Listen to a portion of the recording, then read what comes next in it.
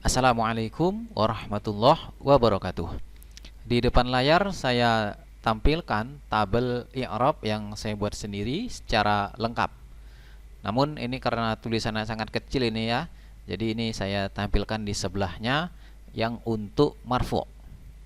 Nah, jadi nampak di sini bahwasannya yang dibaca rofa atau yang marfu' itu ada dia mubtada, sudah kita pelajari, khobar sudah kita pelajari, kemudian fa'il sudah kita pelajari, kemudian selanjutnya naibul fa'il sudah kita pelajari juga, ada 4. Kemudian ismu kana wa akhwatiha ini belum, khobaru inna wa akhwatiha ini juga belum, kemudian at-tawabi'u lil marfu' ini juga belum. Nah, meskipun 3 ini belum, ini kita tunda dulu pembelajarannya, nanti dia bersamaan saat yang mansub. Nah, sekarang saya ingin mengajarkan dulu untuk yang jar. Mari kita simak. Tempat yang dibaca jar ada 3. Perhatikan di tabel ini.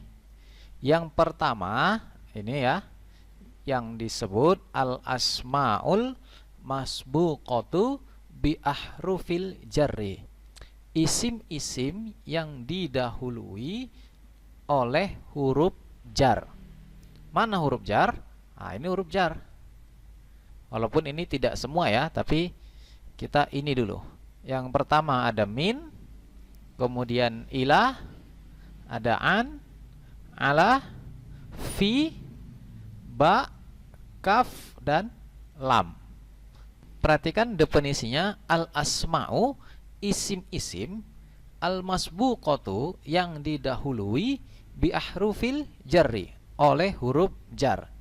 Kita kasih contoh di sini, al-madrasatu adalah isim, kemudian didahului huruf jar fi, maka dia dibaca majrur menjadi al-madrasati.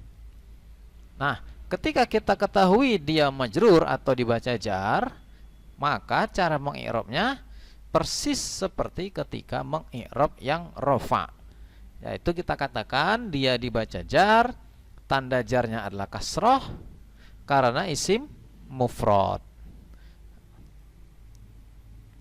Selanjutnya al-muslimatu. Al-muslimatu dimasuki huruf jar li, maka menjadi lil muslimati. Selanjutnya ketika kita sudah tahu dia jar, maka mengi'rabnya sama juga, yaitu dibaca jar dia atau majrur, tanda jarnya adalah kasroh karena dia jamak muannas salim. Selanjutnya contohnya ini agak panjang dalam sebuah kalimat, yaitu zahabtu.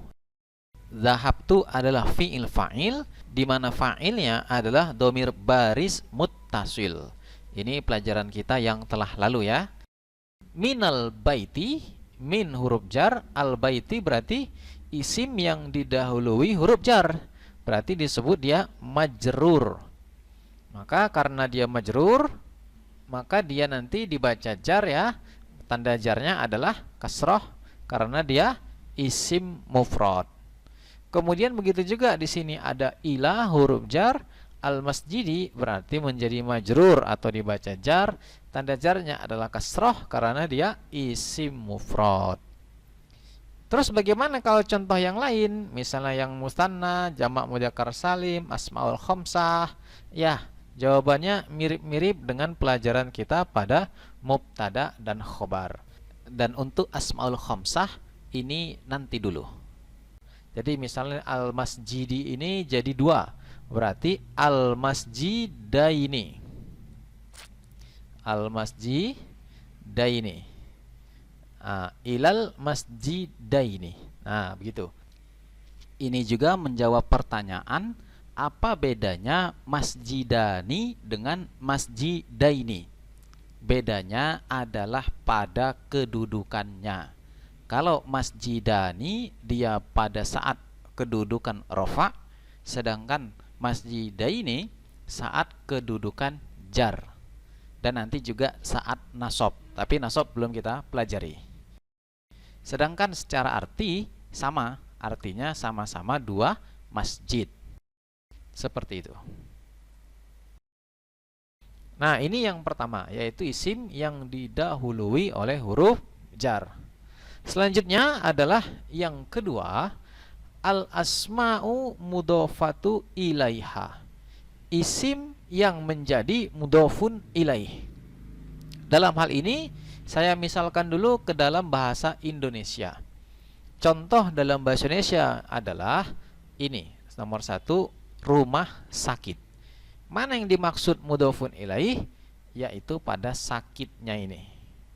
Sedangkan rumahnya adalah mudhof namanya.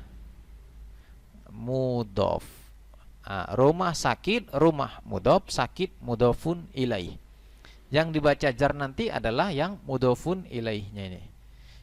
Nampak jelas rumah sakit ini adalah, kita dalam bahasa Indonesia dulu ceritanya, rumah sakit ini adalah dua kata, yaitu rumah dan sakit.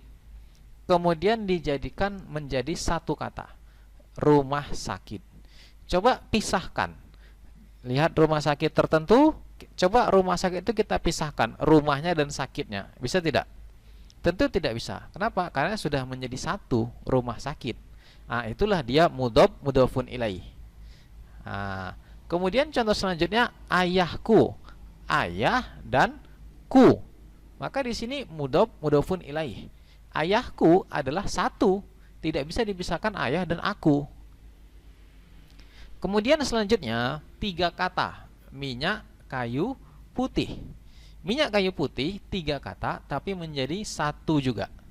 Minyak kayu putih itu kita mengetahui sebagai satu benda tertentu. Baik, sekarang kita lihat ke bahasa Arabnya. Sekarang kitabu Zaidin. Kitab si Zaid.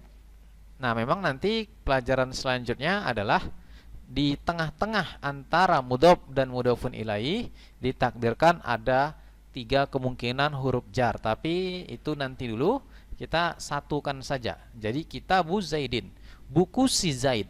Maka di sini ada 2 kata, ada buku dan ada si Zaid. Apa hubungannya buku dengan si Zaid atau si Zaid dengan buku? Ya nggak ada hubungannya. Buku benda mati, Zaid adalah orang, benda hidup. Tapi ketika kita jadikan satu, buku si Zaid, maka itu punya jadi benda tersendiri. Kemudian selanjutnya, masjidul kuliyati. Masjid kampus. Ada 2 kata, masjid dan kampus. Maka ini dijadikan satu, masjid kampus. Ada masjid tersendiri jadinya. Kalau masjid gitu saja, ya masjid yang mana. Kalau kampus juga kampus yang mana. Dalam hal ini, masjidul kuliyati menjadi satu benda tertentu yang sama sekali berbeda dengan hanya masjid saja atau dengan hanya kuliah saja atau kampus saja. Kemudian selanjutnya, cara mengi'rabnya adalah pertama kitabu, ini tidak kita singgung karena dia nanti tergantung posisi. Kalau posisinya di rafa, ya kita baca kitabu. Kalau di nasab, ya kita baca kitabah. Kalau dia majrur, ya berarti kitabi. Jadi ini tidak ada hubungan dengan pelajaran kita. Sekarang kita ke Zaidinnya. Maka kita katakan Zaidin adalah mudhofun ilaih. Kemudian dibaca jar, tanda jarnya kasroh karena dia isim mufrad. Nah, seperti itu juga lah pada kuliyati. Kuliyati adalah mudhofun ilaih, kemudian dibaca jar, tanda jarnya kasroh karena isim mufrad. Kemudian selanjutnya yang ketiga, at-tawabi'u lil majrur. Nah, untuk yang ini kita tunda dulu. Jadi kita 2 saja dulu. Yang pertama isim-isim yang didahului huruf jar, yang kedua adalah isim yang dia mudhofun ilaih. Baik, dari pelajaran kita ini, mari kita coba menjelaskan baris atau mengi'rab kalimat ini, singkat ini ya. Mari kita mulai. Pertama, as-saumu. Pertama kita jelaskan dulu sorofnya, yaitu as-saumu. As-saumu ini adalah masdar dari soma yasumu, masdarnya siam dan saum. Ya, artinya adalah puasa. Kemudian wajibun adalah isim fa'il. dari wajaba yajibu. Isim fa'ilnya wajibun. Berarti artinya yang wajib atau wajib. Kemudian ala adalah huruf jar. Kemudian kulli nanti dulu karena ini ada nanti kajian khusus. Kemudian muslimin adalah isim fa'il dari aslama yuslimu. Isim fa'ilnya muslimun. Nah, baik, sekarang kita sudah tahu bagaimana cara membaca masing-masing. Saum di sini adalah dia masdar, kemudian waji adalah dia isim fa'il, ala adalah huruf jar, kemudian kul di sini kita terima saja dulu, kemudian musli di sini adalah isim fa'il, wazan af'ala yuf'ilu. Kemudian selanjutnya baru kita cerita nahwunya, yaitu ingat pelajaran yang sudah kita pelajari. As-saumu mubtada, dibaca rofa, tanda rofanya dhammah karena isim mufrad. Nah, dapat ini. Berarti kita baca as-saumu. Artinya tadi kalau kita buang harokatnya ini, kita berarti sudah bisa bacanya dengan mengemukakan alasan. Yaitu bagaimana alasannya? Ingat, sau adalah masdar, sedangkan mu-nya adalah karena dia mubtada. Kemudian wajibun adalah khobar, dibaca rofa, tanda rofanya dhammah karena isim mufrad. Kemudian ala adalah huruf jar, ini pelajaran yang baru tadi. Kemudian kulli adalah majrur karena huruf jar. Nah, begitu. Kemudian selanjutnya tanda jarnya adalah kasroh karena dia isim mufrad. Kemudian kulli ini adalah mudhof. Kemudian di depannya muslimin mudhofun ilaih. Karena mudhofun ilaih maka dibaca jar, tanda jarnya kasroh karena isim mufrad. Kembali lagi kita dapatkan minnya ini adalah dengan ilmu nahwu, sedangkan muslinya kita dapatkan dari ilmu sorof. Gabungan dari nahwu dan sorof adalah kita bisa membaca kitab kuning. Namun ini saja sebenarnya masih belum cukup. Kalau hanya ilmu nahwu dan sorof, harus ada praktek banyak sehingga menghasilkan zuk.